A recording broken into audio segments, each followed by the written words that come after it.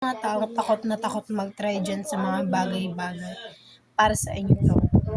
Guys, wag tayong matatakot mag-try, guys. Kasi, paano tayo magiging mature? Paano tayo matututo sa mga bagay-bagay kung takot tayong mag-try? No? Hindi tayo mag-grow, hindi tayo magiging mature kung hindi tayo nagtatry sa mga bagay-bagay. Kasi kung hindi tayo magta-try, hindi tayo magkakamali. At kapag hindi tayo nagkamali, hindi tayo matututo. Gusto mo talagang malaman kung para sa'yo talaga yung bagay na yan.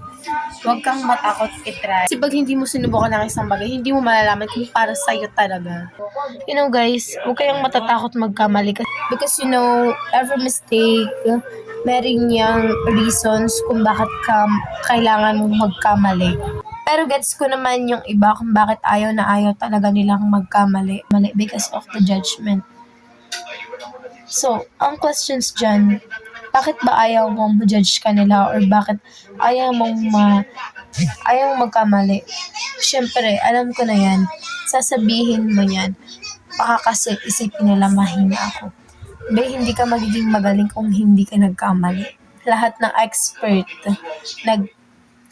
expert, dumaan muna yan sa maraming pagkakamali. Dumunok muna yan ng maraming bato bago sila naging malaking bato. Ang lesson learned dito sa video na to is try and try until you die.